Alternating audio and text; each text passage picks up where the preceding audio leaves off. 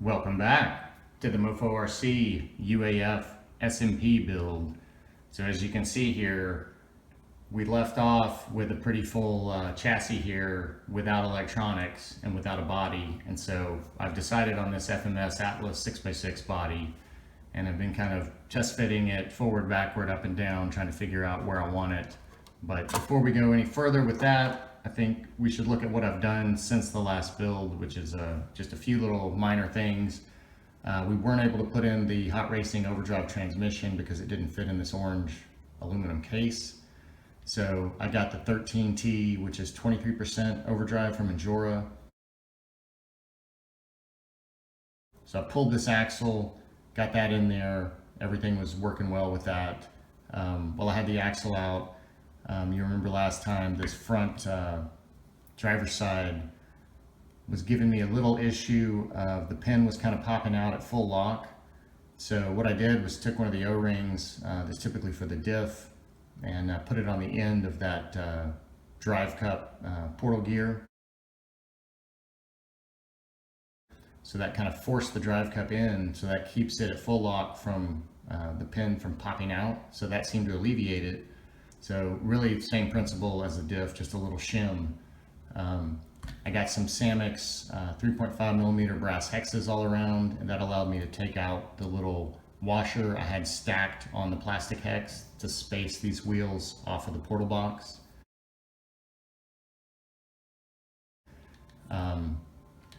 Let's see, the Mofo RC side trays and sliders, that's new.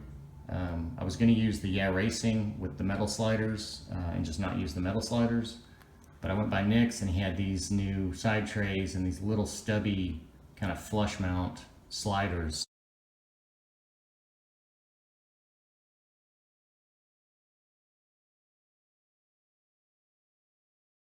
So I decided to use these.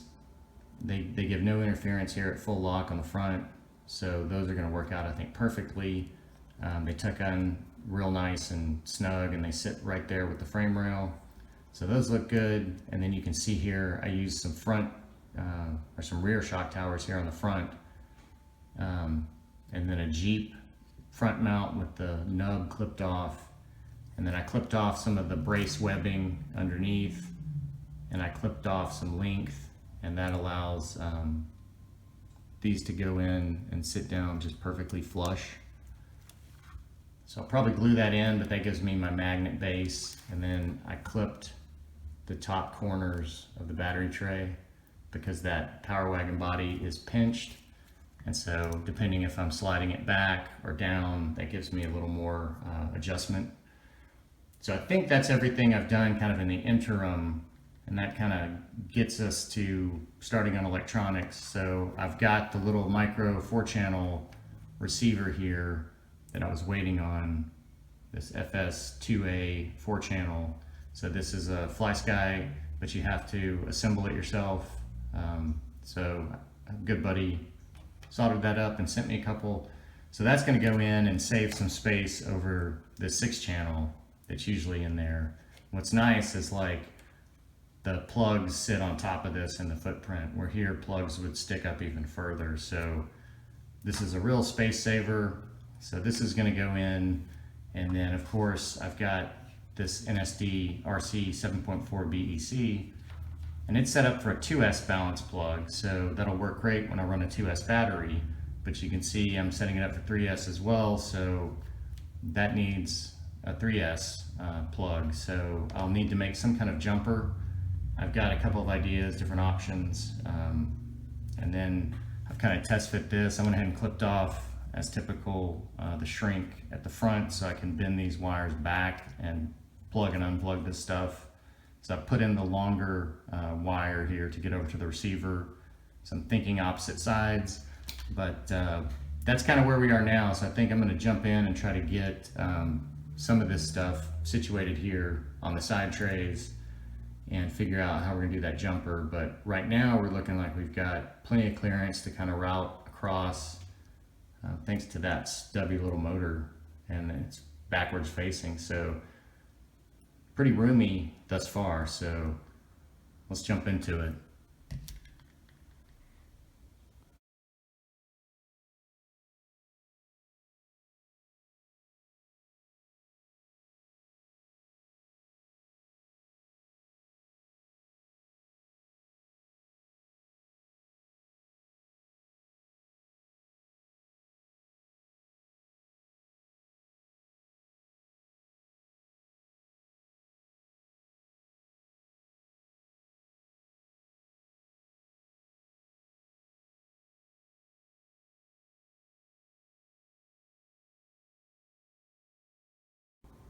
Okay, here we are with a little update, and as you saw from the photos, all the electronics successfully found a home here.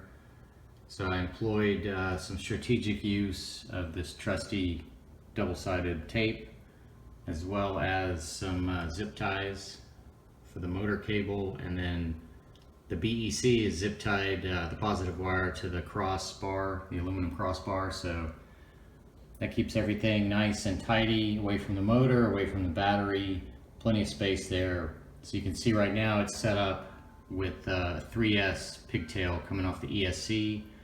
So if I want to go run 2S, I'll just swap that pigtail and then I'll be ready to plug right up to these two wires directly. For this 3S setup, I've got to add this jumper that I put together. So this is a 3S female to a 2S male. So that's just going to go in line between the BEC and the 3S battery to convert those plugs. But I've tested it off the vehicle, it worked. So let's get a battery in here and take a look at it.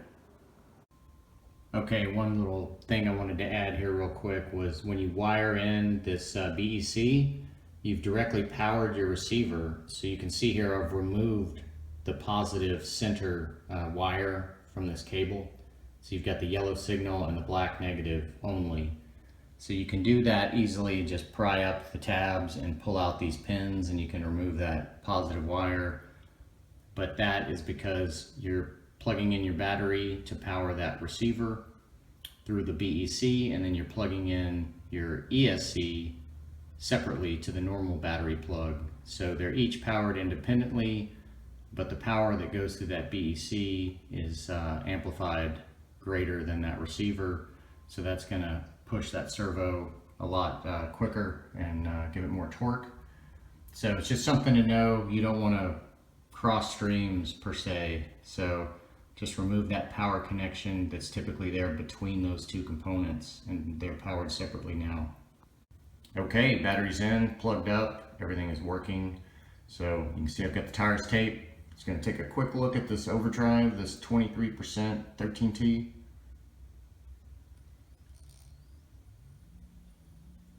Look at that slow motion pancake go. So you can see that front wheel is already going quite a bit faster. So let's speed this up. So that's 1, 2, 3, 4, and then like 5 1/4, 5 1/2, somewhere they look about even. So about 5 1/4, 5 1/2 brings it back to even. So that's good to know. So let's take a closer look at this whole battery arrangement. All right, so you can see here, I kind of used this zip tied to the frame, this loop of motor wire to kind of tuck some of this through. I twisted this BEC cable and doubled it back through. So that comes over here to plug in to the extension, and then the extension you can see is kind of tucked down there in the cavity. So there's so much space there behind that battery to the transmission, so that's really nice. And then just tucks around there, leaves that servo extension slack free to move. So it looks like that's all going to work with the body. I may even have to lower this mount down when I've looked at it now to account for the height of some magnets. So I guess that'll be the next thing we look at, is a little bit of body work trimming perhaps. Look at that speed. Tell you what, once you go to these BECs, it's hard to go back. That's nuts. All right, let's talk about body fitment here. You can see I've got it kind of oriented a little to the back, and that is for several reasons here. The first off being these fenders are sweet, and they look really good with the width of this truck. So I'd like to keep them for this iteration. So in doing that, I'm looking at my lock-to-lock and full compression clearances. And since we're actually sitting at full droop with that heavy 3S battery in the front, this is a good measurement here. So the same as if we were at full compression lock-to-lock. So we've got clearance here. We're definitely gonna rub the front You can see we're getting into that. So, you know, if you center it, you're gonna hit both ways. If you pull it up, you'll hit the back, maybe not the front. So I'd rather have it towards the rear for a couple of reasons. First off, you can see that approach angle is just awesome. Very snub nose, no bumper, tires are out as the leading edge, so that's good.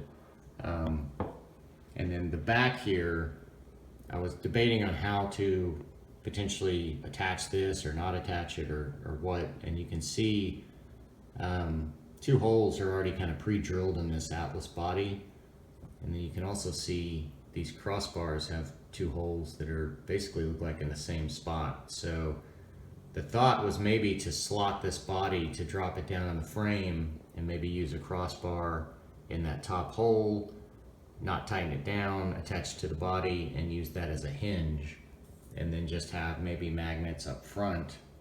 Otherwise, it may just be several magnets up front and slot it on the frame and just that's it. But either way, it's going to take a little bit of thought and figuring out, I think, how to get that to work for the rear mount, if there is a mount.